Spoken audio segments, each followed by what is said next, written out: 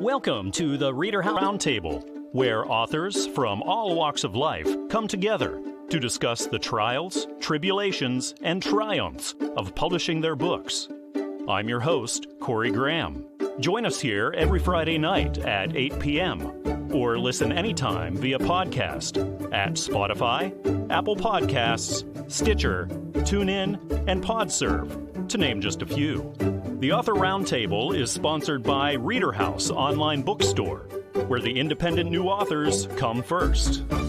I'm happy to welcome back to the ReaderHouse Author Roundtable author Ivey Green. Great to be chatting with you again, Ivey. Thank you so much for being here again. Well, thank you for having me. Well, last time you stopped by, we talked about the puppy dog Sonny and his adventures with Wally the catfish. Now, Sonny's back again with another adventure. You have a new book about it in stores right now. It's called Sonny's Adventures with Little Duke. So can you tell me about what Sonny's up to this time? Yes.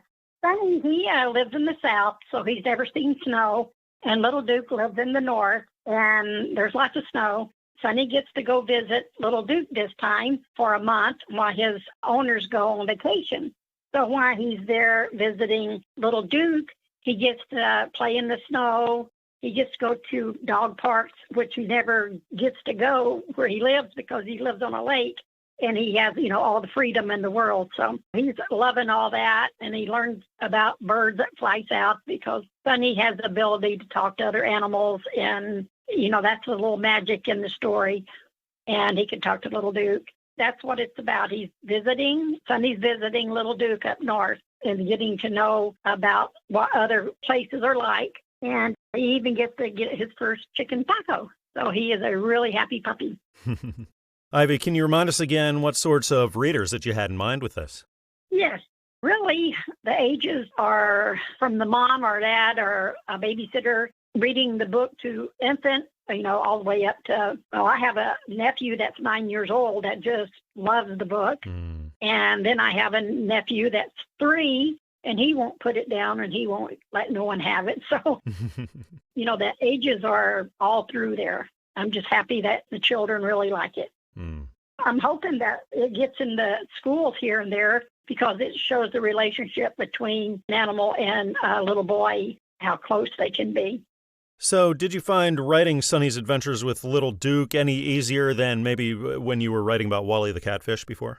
Well, no. When I sit down to write these stories with Sonny, it just flows out of me. It's easy. I have so many stories written, so many books written that Sonny will last forever. and it is really easy because Sonny was a real pup, and I had him years ago, and he was smart. I mean, he would do things that I just was amazed at. I almost thought he was human. So, no, to sit down and write about him is easy as and I'm glad because I love writing stories with him in it and things he does and finds and fixes, and he likes his mysteries and he solves them, at the end of the book. So it's really good. And I love seeing what stories you come out with next. So can you give us maybe a little idea of what might be coming up ahead? Yes. Next story is Sonny meets Clyde the pony. Sonny gets to go to a wildlife center where his friend finds a owl that has a broken wing, so they take it to the wildlife center to see if they can get it fixed. And he finds all these animals that he never knew anything like that existed. And he goes and he sees his pony all by itself. So he goes over and talks to the pony and he asks the pony's name. And the pony says, well, my name's Clyde, but I don't like that name. And Sonny had to tell him that name was a good, strong name, and then the pony liked it. But Pony has a bad leg, so that's why he's there at the center. Sonny wanted to know if he was going to get to go back home or whatever in time, and he says, no, I'm here forever because they took me in because I have a bad leg, and they're going to keep me. So it's a good story about him and just the wildlife center and teaching children that there's help out there for animals, and my way of using Sonny as a tool, It's a great story. I think readers should definitely check this book out. It's called Sonny's Adventures with Little Duke. It's written by Ivey Green and published by Newman Springs Publishing. Of course, you can find this everywhere. You pick up books like Amazon, Barnes & Noble, iTunes, and traditional brick-and-mortar stores. Ivy, I really enjoyed having you back on the show again. Thank you for joining me and hope we can do it again soon. Oh, me too. Thank you very much. Willie Weed's Miracle Garden. This is the new book. It's out in stores right now by Karen D. Holden, and I'm really happy that Karen's right here with me now to talk about it. Karen, thanks for joining me tonight. Thank you. Can you tell me all about Willie Weed's Miracle Garden? Okay, Willie Weed takes his readers on a journey into a world filled with imaginary friends that have a real life impact on them. What sorts of readers did you have in mind whenever you were writing this? Well, it is for children of all ages. Willie's hope is that when people read books to their children or the children read the books to the parents or the guardians, that it will have an impact on all of them. They'll see the need for what Willie brings to the focus. Now, Karen, can you think back to where you got the idea for this book and the inspiration to write it and have it published? Yes, I have had the great fortune to be able to travel around the world. In my travels, I noticed that one thing that was lacking in the United States that I found in a lot of other countries, some not, and that was that they didn't have quality food and nutrition teaching. They offer opportunities for people to learn what they should eat and what they shouldn't eat and that sort of a thing. But they never tell them why or how or present a fun-filled way of understanding nutrition. And when it comes to writing and publishing, is this your first time doing this? Yes. Well, congratulations. It's so exciting to get your first book out there. Tell me about what that moment was like when you got that first one in your hands. You got to hold it and look at it. You mean after I stopped crying? Yeah, it was so unbelievable. I was excited and I was frightened, and it was all of the emotions you come up with. But the best part was when friends of mine and people that I came in contact with, they started asking me for my autograph. Wow. And reality started setting in. And I said, well, wait a minute, maybe I did do something here. So when you look back on it all, what's the most rewarding aspect for you of now being a published author and having your work out there for the world? The reward is yet to come. That is when Willie accomplishes his goal. So a lot of our listeners right now are authors who are just starting out. They haven't written a book yet, but they really want to. They really want to get their stuff out there. So what advice could you offer them? I would say do it. It will make a difference in someone's life, maybe many people's lives. Do it. Karen, did it take you a long time to write and then put through the publishing process, Willie Weed's Miracle Garden? Actually, the writing process took me about 6 months, the actual physical writing process. And then the publishing was a very good learning experience. Now I know what to expect in the next one. I actually, believe it or not, I have 4 in mind. Wow. That I have started, my notes on, but one of them is in full progress right now. Fantastic. So, Karen, who inspires you when it comes to your writing or creativity or just the way you live your life? It's funny because in my life I've had adversities, maybe more than the next person or less than the next person. I don't know. But I was able to overcome adversity. But the one true person who helped me the most was remembering my maternal grandfather.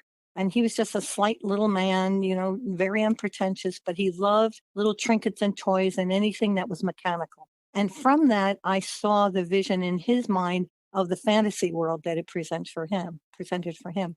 And that's what stimulated me with Willie. By the way, his name was Willie Weed. Oh, wow. Now, when you sit down to write, do you have a routine that you go to? Like, I sit down every evening, or I wake up early every morning to write, or are you more of the writer that sort of sits down whenever the inspiration hits you? Exactly. When I have inspiration on it, a thought will come to me. I'll be lying in bed or I'll praying or whatever I'm doing. And then I have a thought that comes to me. Then I'll sit down and write. I'm a physical writer. I walk and meditate and think, and then I can sit down and put it on paper. Karen, are you a reader as well? A lot of authors are. Do you read a lot? Yes, I do. What kinds of things do you find yourself drawn to? Basically, I like fun. Anything that's fun-filled. I'm not much on biographies. I just find them to be, interesting, but it's not stimulating, and I don't really learn from them. I like educational books and, primarily fun educational. Karen, thank you for putting so much work and passion into this really important issue. It's called Willie Weed's Miracle Garden. It's written by Karen D. Holden, and it's published by Christian Faith Publishing. Of course, you can get this everywhere, like Amazon and Barnes & Noble and iTunes and traditional brick-and-mortar stores. Karen, I really appreciate you coming on the show with me tonight. I had a great time learning about Willie Weed and just a really nice time talking with you. Thank you so much. I enjoyed it myself. Sitting next to me now here at the ReaderHouse Author Roundtable is author Manuel Manny Moncivais Jr. Manny, thank you for joining me. Thank you, Corey. Well, it's really exciting. You have a new book out in stores now. It's called Just Squeeze My Hand, A Caregiver's Experience with Frontotemporal Dementia. Can you tell me about the book? Well, this is a story of a marriage that, after 26 years, was interrupted and extended 6 years by the terminal illness called frontotemporal dementia. It depicts some of the symptoms of the disease and the challenges of properly diagnosing this disease. It also describes some of the do's and don'ts for a caregiver in order to make it less stressful for the caregiver and their support group. Manny, what kinds of readers did you have in mind whenever you were writing this book? My target audience would be anyone who may become a caregiver for someone having any type of terminal illness or permanent disability. My main objective for writing this book was to make everyone aware that the caregiver for a terminally ill patient will need a lot of support. They will need help from family and friends and other support groups like church, SOS, or servants on standby teams. In a frontotemporal dementia patient, the behavior of the patient can become very violent and unpredictable. The patient will become erratic and confrontational at times, and this becomes a very stressful situation for the caregiver. So then what persuaded you to sit down, write this book, and publish it? My book was about my first wife who contracted the terminal illness, so she was my inspiration to start the book and share our story. The reason for the book being finished was because of my second wife pushed me to finish it, saying, "You need to share this to help others." And how long did this take you to write and publish? Approximately 11 months. Is this the first time you've ever done this when it comes to writing or publishing? This is my second published book. My first book is A Teen Driver's Bible, a parent's guide for supporting their teen's critical first phase of driving. This curriculum includes preventing the 7 most serious accidents and is the first fundamental focused concept training program available anywhere today. This training will give every reader a new knowledge, making them proactive drivers versus reactive drivers, there's a huge difference there. Also, the Teen Driver's Bible, which focuses on accident prevention and saving lives. I feel the Teen Driver's Bible is the best defensive driving book ever written. Anyone who completes this curriculum will have a new knowledge and never drive the same again. Now, looking ahead, Manny, do you have any plans for writing more and publishing more books? I have a couple other projects coming hopefully in the next year or two. Now, a lot of our listeners are authors just starting out. Do you have any advice for the aspiring authors out there? Mainly, don't give up, keep writing, stay focused, and follow your dreams. I highly recommend Christian Faith Publishing. They have been flawless in supporting throughout the process of both books. The feeling of a lot of hard work finally being available to the masses was very gratifying. Also, the feeling of gratitude to God for letting me complete these books. In October 2013, I was ready to meet my Creator, but He was not ready for me yet. God healed me from my cancer, and I'm still here 2 books later. Manny, looking back over it all, what is the most rewarding aspect for you of being a published author? When people say it touched my soul, or I could not put this book down, and I've shared some of the things in this book already with my friends, that makes it all worthwhile. Did you ever get writer's block? Did you ever hit a point where you sat down to write and the words just weren't coming out? Yes, that happens a few times. What do you do when that happens? Just write notes. Sometimes I'll write a note in a little notepad and just come back on it and then wait till the words come out.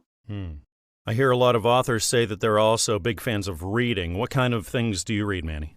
Mostly self-help books and autobiographies are my favorite. Well, I encourage our listeners to check this book out. It's called Just Squeeze My Hand, A Caregiver's Experience with Frontotemporal Dementia. It's written by Manuel Manny Moncivais Jr., and it's published by Christian Faith Publishing. You can get this everywhere that you shop for books, like Amazon and Barnes & Noble and iTunes and traditional brick-and-mortar stores.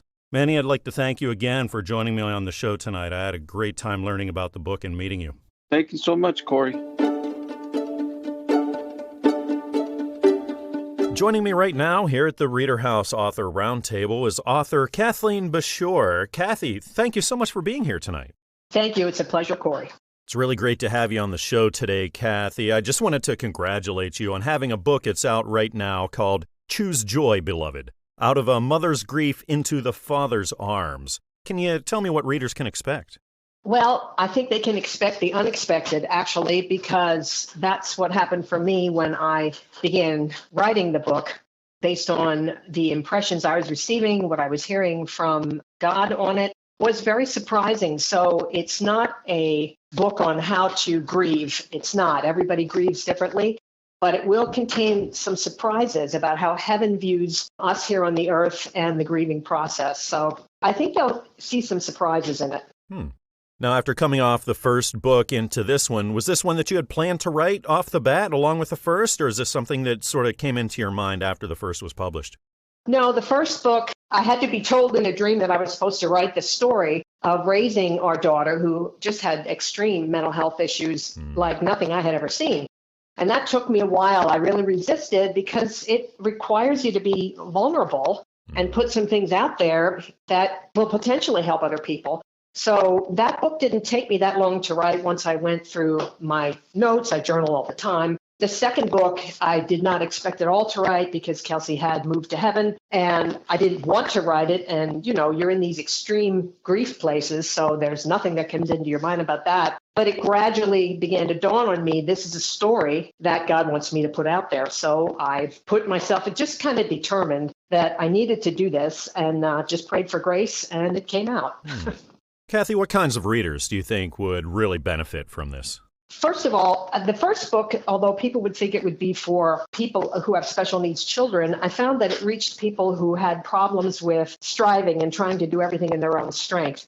This second book could actually, I'm not sure, people that are going through grief could take it the wrong way. They could feel like, they should be able to get through this quicker, but it's not like that at all. And I really hope I made that clear in the book. It's like, I'm just telling you my story and what I heard. And I found it very comforting. So certainly the second book, for anybody who loses somebody, I'm praying that they'll receive healing and comfort from reading what I heard from God. Well, like you said, the second book was sort of an unexpected thing for you to write. Are there any kinds of plans for more writing in the future? Oh, yes. I write constantly. I have an email list, and every day whatever I'm hearing or sensing of an encouraging nature, I put out to the people. So there's so much that you kind of assume other people know, but they don't really. I'm also a psychologist, so when I work with people, I find that they just do not understand the deep things going on inside of them. And I have, I think, valuable information I can put out there for people, even in practical kind of step form. So I'm thinking about that for my next book to deal with when people get stuck in negative cycles, but make it very readable, easy to understand. So, Kathy, if you can picture the moment where you got the first copy of Choose Joy, Beloved in the mail, you got to open the box and out it comes. You get to hold it in your hands for the first time. What was that moment like for you? Well, it was a mixture because of what the book was about. The first 4 chapters, of course, were very, very difficult to write. So it was a mixture. The first book, it was like joy and like, wow, I actually did this. The second book, it was a mixture. There was more of the pain still on it. Thinking like, well, I never would have had to write this if Kelsey were still here. But overall, the book itself is very beautiful. I really love how they did the cover. And so I felt that mixture of pain, but also expectation, like I'm really hoping that this will help people. And now that you've been writing for a while and you've been through this process so many times, what advice would you have for the listeners right now who are authors just starting out? They need to get their first book out there. Well, I didn't know I was a writer. I just journal a lot. People often don't know. You think, well, here's my identity. I'm a psychologist. This is what I do. But I didn't realize I was a writer. That's really different. I didn't have any training in it. I just love words. But at this point, I would just say, if you don't see yourself a certain way, but you find yourself journaling a lot, just start to do it. Any amount of writing you do any day is going to be helpful. So I would say just keep at it. Do those goals every day of maybe, what did they say about one email is like writing so much of your book. You put more words in an email than you realize. So even that, think of yourself writing a couple emails a day and putting down some ideas and just let it flow. You'll be surprised at what starts to come out. Well, Kathy, thank you for using everything you've gone through in your life to reach out and to help others. I encourage my listeners to check out this book. It's called Choose Joy, Beloved, Out of a Mother's Grief into the Father's Arms. It's written by Kathleen Basehore, and it's published by Christian Faith Publishing. Of course, you can pick this up everywhere you get your books, like Amazon and Barnes & Noble, iTunes, and traditional brick-and-mortar stores. Kathy, thank you again for joining me tonight. I had such a great time talking. Thank you, Corey. I did too. Sitting down with me now here at the ReaderHouse Author Roundtable is author Gail B Lee III. Gail, thank you so much for being here with me tonight. It's a pleasure to be with you, yes. It's great to have you here. Want to congratulate you for having a new book out in stores right now. It's titled, And They Shall Not Escape. So can you tell me all about this? Well, it's not a book for entertainment or anything like that. It's for information. I was reading my verse for the day. Our church does a verse each day that we read. And I was in the Old Testament, one of the prophets, and I was reading what was going to happen, and I just got an inclination inside of me, you need to write a book about this, and that's what this book is about. What kinds of readers did you have in mind with this? Well, it's my desire and prayer that all readers read this book. I mean, there's a lot of people out there that are uncertain about our future, especially the way things are going now. And this book brings out what's going to happen in the next few years, maybe 10, 20, or 30 years from now, but that's what this book is about. About how long did it take you to write this and then put through the publishing process? Well, it took me about 7 months to write it because I had to go through each passage of Scripture, and I do a word study on it, which means I get my concordance out and I study the words and then write them again. And going through all the Scriptures like that, it takes time. But I was going through a hardship financially, going through the publishing part of it. It took about 1.5 years for this one.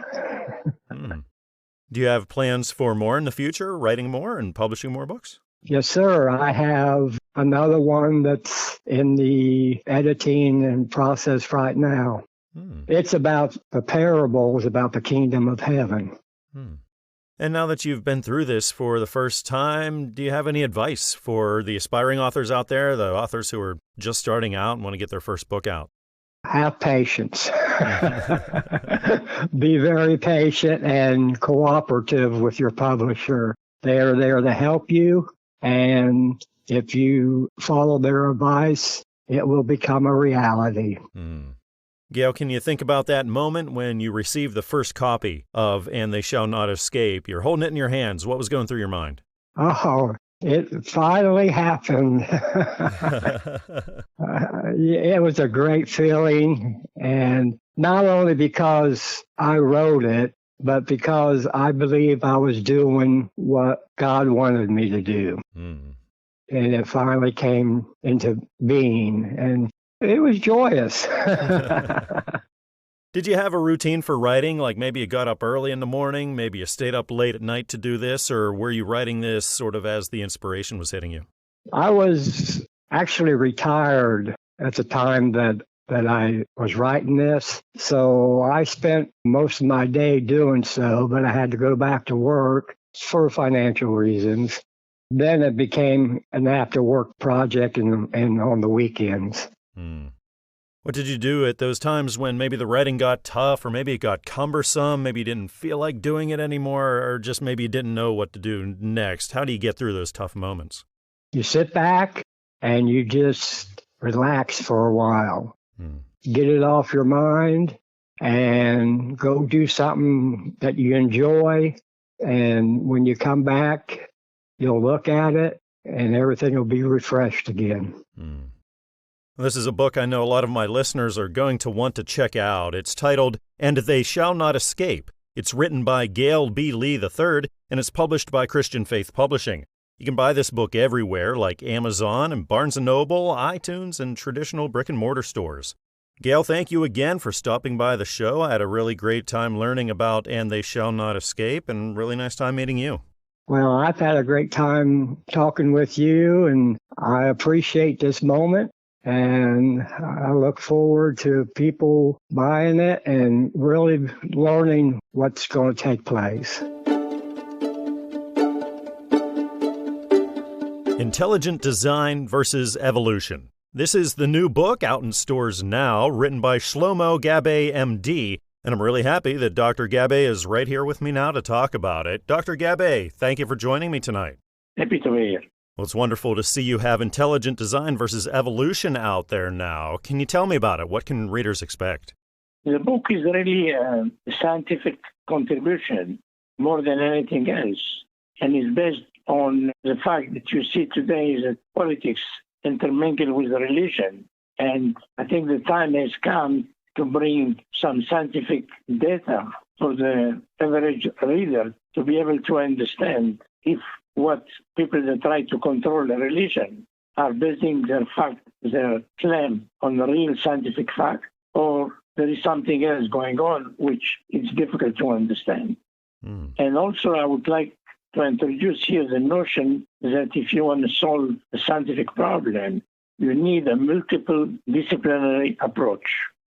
Sometimes it's difficult to solve. If you look at, for example, chapter 1, you will be able to understand, the reader will be able to understand what's a contribution and why the scientific world is more complicated than one discipline. And this multidisciplinary approach can help to solve many problems that we have in science. Dr. Gabbay, I understand there are about 46 years of research that's gone into this, and what you found as a result is what made you write this book. Yes, because obviously originally I'm a heart surgeon, so my interest was always to improve outcome of the patient. And you cannot base science to try to find a solution. You have to base everything on an ultimate truth, scientific truth that cannot, because if you are not choosing the right path, you will fail. So the only way you can succeed is to go step by step based on only the ultimate scientific truth.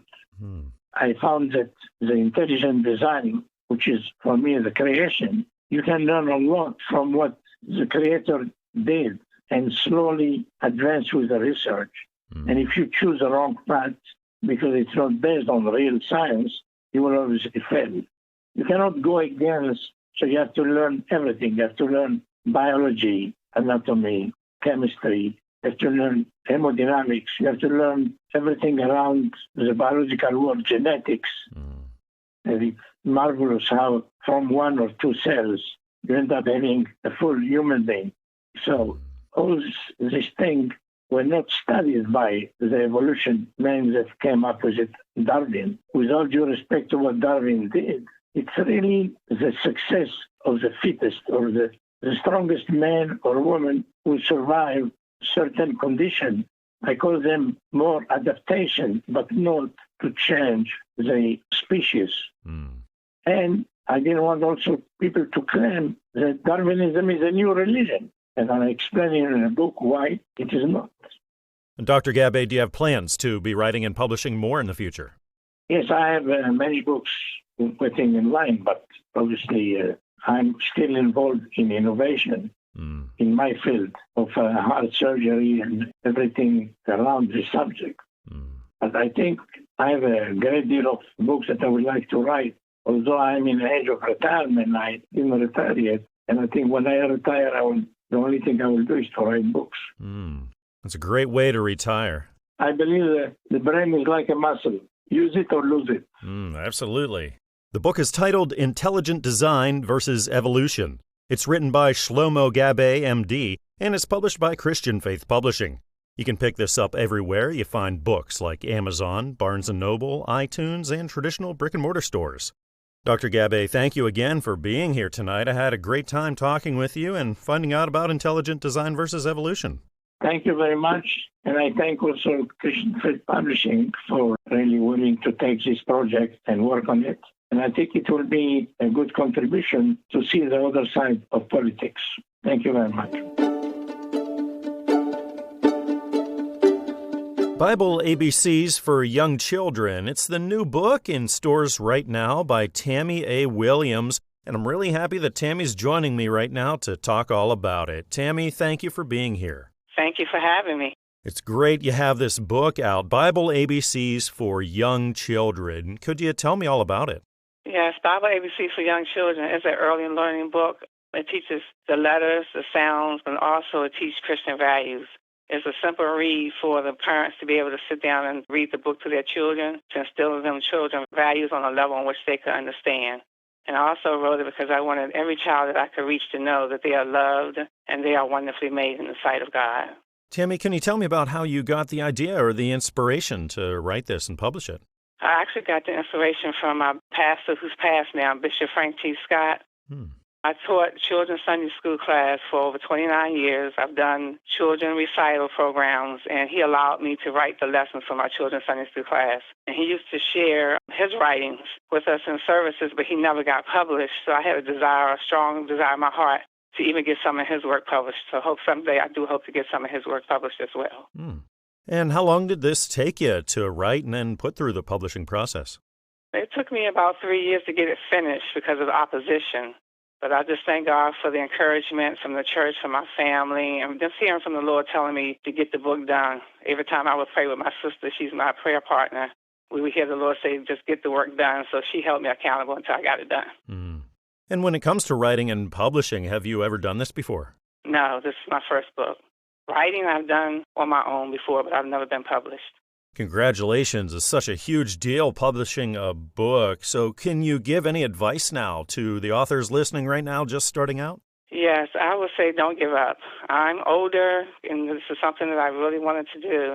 So I would say just get started, and no matter what the opposition is, just keep on going until you get it done. And Tammy, can you think about that moment when you got this in the mail, that first copy, and you got to hold it in your hands for the first time? What was that like? At first, it was surreal. It was hard to believe that I was actually holding my book. Then I kept looking at it, and I was saying, thank you, Jesus, for helping me get the book. And then I started getting excited. Usually I'm a reserved person, so it took me a few minutes to realize that the thought was in my head, and then it was on paper, and now I'm actually holding the real book in my hand, and it's being published. So I got really excited once the reality of it set in. Tammy, now that you look back over it all, what's the most rewarding thing for you about being a published author now? The most rewarding thing for me is being able now to reach other children. Outside of the church that I was teaching in and doing children recitals in, I just want to be able to reach other children and let them know how much they are loved and how wonderfully and fearfully made they are in the sight of God. And you hinted about more publishing, more writing in the future. Can you tell me more about that? Yes, right now I have the rough draft for 4 more ABC books for different ages, even one for a grown-up. Illustrations are such an important part of children's books. What was that like, getting the visual part to line up with what you've written? Oh, it was wonderful seeing the pictures once everything started getting illustrated and put in the book. I was just excited and amazed of the beautiful colors and the illustrations that was in the book to line up with my ideas and my vision of the book. Tammy, what people are in your life that inspire you when it comes to what you write or what you create? I have a really close-knit family who supported me, and then my church family and my sister. But mainly, like I said, one who really inspired me was my pastor, seeing all the things that he wrote and that he never got published, and also allowing me to be able to write the Sunday school programs, to write the children recitals. He sort of encouraged me also to just be creative. Tammy, it sounds like you have a lot of ideas and enjoy writing. Does it ever get hard? Do you ever get writer's block? Yes, but generally I usually just wait until a thought come to my mind, and then I'll grab a piece of paper or a tablet or something to write down what comes to my mind, and then I'll just write down everything concerning that subject and put it to the side and look at it again later. And are you the kind of author that has a routine for writing, maybe a certain time of day, a certain place that you like to go to write, or do you find yourself just writing whenever the inspiration hits? Mainly at night, when the house is quiet, usually at night. Take advantage of that quiet time. Yes. Well, I encourage my listeners to check this book out. It's titled Bible ABCs for Young Children. It's written by Tammy A. Williams, and it's published by Christian Faith Publishing. You can pick this book up everywhere that you buy books, like at Amazon, at Barnes & Noble, on iTunes, and at traditional brick-and-mortar stores. Well, Tammy, it was wonderful having you on the show. Thank you so much for stopping by. Thank you for having me, and you have a blessed day. You can change your life by changing within. That's what author Sandy Money says in her new book, You Hold the Golden Key to Change Your Life. I'm really happy Sandy's right here with me now to talk about it. Sandy, thank you for joining me. Thank you. Thank you for having me. Yeah, it's great to have you on the show. Can you tell me what you've written about in You Hold the Golden Key to Change Your Life? I've written this book with the purpose to help people to change their lives by changing within. It's a self-help book. So, sometimes we limit ourselves and keep our potentials. Many talented people up there, they're just struggling and they think they can't move forward. They believe that they're destined to remain in their situations, in their current situation. Usually this part is the problem. That's when this book comes in. The secret in this book will help break it through the patterns of negative beliefs, because that's what holds us down, our negative beliefs. Moving from inaction to action, overcoming fears. The fears is a thief of joy. That's what majority is setting their potential because of fear to move forward, to show who they are, who they want to be. That's what this book is, and many other things, amazing things in this book. A self-help book, mainly. Sandy, can you go back and tell me about the moment where you got the inspiration or the idea to sit down and write this? Oh my gosh. This is a long story about the idea, the inspiration. My inspiration is God. He is the one who inspired me. And by going to many other seminars and reading many books, and especially going to seminar and personal growth, personal development, I found out there was so many people up there were hurting, all ages. Because in a seminar, we have an opportunity to express why we are there, what pain are we going through, or what things we want to overcome, what things we want to learn. And I learned from other people, the pain and suffering, the emotional, physical, and spiritual pain they were going through. I said, wow, and I've been through that too. So I think I should write a book. And of course, I had in my mind writing book for many years, but the little voice in my mind, in my head, keep telling me, nobody's going to want your book. Nobody's going to read it. Who cares about your book? Those so battle within. And I had God continuously keep inspiring me, keep this. My other little voice that I'd call, that's a God's voice. It keeps telling me, you need to do this book. You cannot be selfish and hold it in. All the things all the things you have done, and all the things to get to where you are right now. That's what mainly is God, and help the people, God's people, to get to the next level where they should be. Sandy, if you can picture that moment when you got the first copy of You Hold the Golden Key to Change Your Life in your hands, what was that moment like for you? I was very grateful, thinking that this book, it will help so many people. And looking ahead now, do you have plans to maybe write more books and publish more? I wasn't, but after this book, I think I'm going to, because I have so many other things. So I think I think 2 more. I will be doing 2 more, writing 2 more. Well, that's great. So looking back over it all, what would you say is the most rewarding thing about being a published author for you? The most rewarding thing is that I've done what God wants for me to do. And I pray about this book. It will help so many people to transform their lives, regardless and what level they might be. They might be on top of the world or in the middle or on the bottom. Everyone should read this book. I think it's going to help the people. And do you have any words of wisdom that you could offer to people listening right now who are authors just starting out and just want to get their first book out there? I always say that there's just so many, everyone has a book within in a different titles. And when you think about others, how many people can you be helping by pulling out that book that you have within, put it out, think about how many people's life you can be helping. And I think every human being should be writing a book, because that's what we are here to help one another. We might not be in everywhere, but by putting the book you have within, you can help many people. I certainly appreciate, Sandy, that you're looking to help others out with your work. The book is called You Hold the Golden Key to Change Your Life. It's written by Sandy Money, and it's published by Christian Faith Publishing. You can pick this up everywhere that you pick up your books, like at Amazon, Barnes & Noble, and iTunes, and traditional brick-and-mortar stores. Thanks again, Sandy, for stopping by the show. I had a really nice time chatting with you. Thank you so much, and appreciate for the opportunity. I'd like to welcome author Michael French to the ReaderHouse Author Roundtable right now. Michael, thank you for joining me here tonight. Very welcome. Glad to be here. I'm glad to have you. You've got a new book in stores right now. It's titled Honorably Dishonored. So can you tell me what readers can expect with it? Well, they can expect the truth. So also written on front of the book, Read the Truth. It's about me going to boot camp, what happened to me in boot camp back in the 72 era. Different things like that. They injected me with the wrong serum. I went in a coma for a couple of weeks. That's part of it right there. Then taking beatings, me and several others for days and days at a time. I had the drill instructor ordered me to clean the head, which is the bathroom, and my skivvies, the shower, my shower shoes, scrub brush, bucket. And he came in there and he singled me out because I'm the only one from Chicago, and he claimed that he was from Chicago, so he singled me out more than the others. He proceeded to kick me in my stomach, and he wanted me to do push-ups in the head then.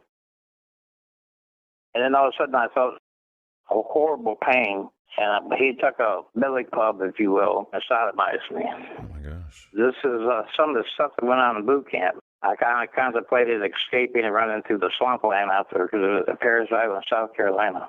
I threw out my child regularly, and then someone called them in to the government. And next thing I know, those 4 drill instructors were gone and 4 new ones came in. When that happened, we had to stay behind. 8 of us had to stay behind after graduation. That was a week before graduation to testify against us. Sergeant Johnson, the other DIs that did this, they got court-martialed. I don't know exactly what happened to them after that, but I kept this inside of me for years and years and years.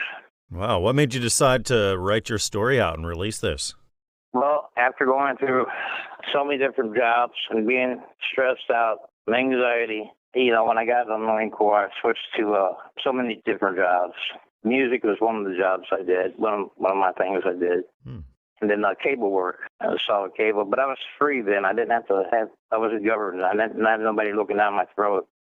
So I did them jobs pretty well, but still, it was still building, stress building. Then I get a call from the IRS stating that the Commandant of the Marine Corps wanted to talk to me, and they weren't allowed to give my information to them, so it was up for me to call them. So I called them. They said that was in the top 10 of the people at Camp Lejeune, North Carolina then, that got toxic water poisoning. So that's on www.marine.mil, M-I-L. You pull that up and look down, you can see what happened there. For 30 years straight, they were putting benzene, dry cleaning fluid chemicals, and other contaminants into the well 30 years straight, 57 to 87. A lot of us in there in the mid-70s when I came back from overseas for 2 years.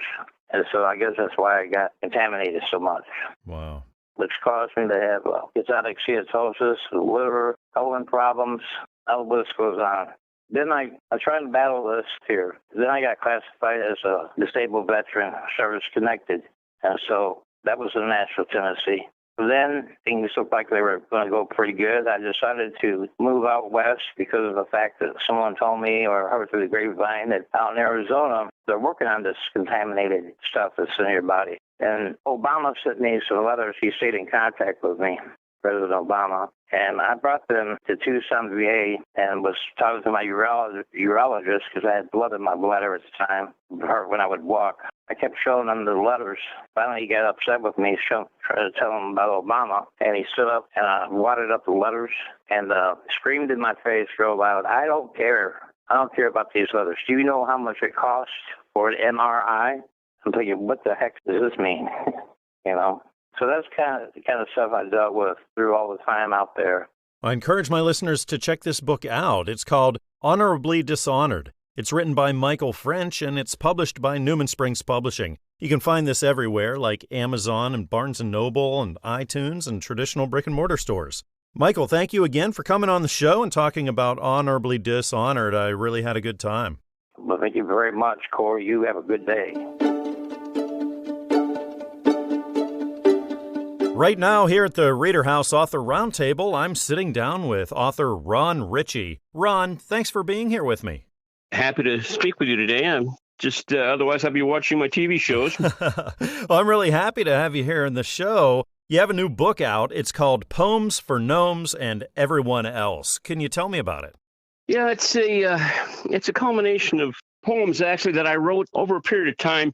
I've been actually writing for several years, but about half of my writing is poems. I get that from reading hundreds of books, poems and stories, fantasy. I've just been an avid reader for a long time, and then I just started writing things down. After you read about 1,000 books, you kind of get this sense that maybe you could write something yourself, and so you sit down and give it a try, and there you go. What kinds of readers were you looking to reach with it? Kind of like Mr. Rogers, just the people in your neighborhood, the people that you meet when you're walking down the street, people in restaurants, everywhere you go, the people that you meet. My poems are for a more adult people. They're not like nursery rhymes. They're poems for older people. They're clean and wholesome, but it's for more mature people. Like a lot of them are about drinking beer at the tavern with the guys. I get a lot of these ideas from years ago. About 900 years ago, there's a man named Omar Khayyam. He's got a famous book called The Rubaiyat, and I've gotten some of my ideas from him. He was a big influence on me, actually. Oh. So this is the first time you've been published, then? Yes. I was kind of egged on by some of my friends. Originally, I wasn't planning on publishing anything. I would just write this down for my friends and people to read, and several people kind of elbowed me and told me, hey, you should publish some of this. I kind of hem-hawed and told them, no, I don't really think so. But then several of them told me, yeah, you should publish some of this stuff. And so I kept that in the back of my mind. One day I just looked up some publishers on the internet and found Fulton Publishing. And the thing that really got me, that hooked me and dragged me in, was the idea that I could have a book that I could hold in my hand and hand to my children and say, yeah, I made this. And they could hand it down. And after I'm gone, they'd have a window into my mind and the times I lived, and long after I'm gone. That just that appealed to me. So I just jumped in, feet first. What was that moment like for you when you got to hold that first copy in your hands? It was quite an experience. Everybody would like to leave something to the children. And most people, as they go through life, they're just here. And after they're gone, there's nothing that has a footprint. They leave no footprint here after they're gone. When I got this, I thought, a book that I can hand to my kids, this will be my legacy. After I'm gone, they will one day look and see this book here, and they'll think, well, pick it up and start reading. And it'll give them a window into my mind, where I was in those years gone by. It is something I can hand out to my kids. It was a good feeling to be able to hand them down, not just money or possessions, but a piece of my mind, my thoughts. And it's me, a piece of myself that I can give to them instead of money and possessions. Those things, they come and go. But your persona is, it's you. And so just to hand a piece of myself down to my kids, it was a good feeling. Ron, what are the chances that you'll be releasing more in the future? It depends. If this venture pans out, I've got a couple of more books that I would like to publish. If this is a losing venture, then I'll be done. I have a wife I have to answer to. She didn't really want me to go in for this in the first place, but did it in spite of her. Oh, I love my wife. She was not on board with this from the start, but if I could make a go of it, if this is a successful venture, I have two more in the works. Ron, do you have any words of advice that you can offer now to the aspiring authors who are listening? Well, my advice to other would-be authors is, if you have something worth writing down, get it published. Don't pass up an opportunity to communicate with your descendants. You may never be wealthy or famous, but you can leave your children a part of yourself by writing them a letter. Do it. It's fantastic advice. I encourage our listeners to check this book out. It's called Poems for Gnomes and Everyone Else. It's written by Ritchie, and it's published by Fulton Books. You can find this everywhere that you shop for your books, like Amazon and Barnes & Noble, iTunes, Google Play, and traditional brick-and-mortar stores. Ron, thank you again for joining me on the show tonight. I had a wonderful time learning about your work and chatting with you. Thank you, and you have a great day. We hope you enjoyed this edition of the ReaderHouse Author Roundtable, where authors from all walks of life come together to discuss the trials, tribulations, and triumphs of publishing their books. We hope to see you back here every Friday night at 8 p.m. or listen anytime via podcast at Spotify, Apple Podcasts, Stitcher, TuneIn, and PodServe, to name just a few. The Author Roundtable is sponsored by ReaderHouse Online Bookstore, where independent new authors come first.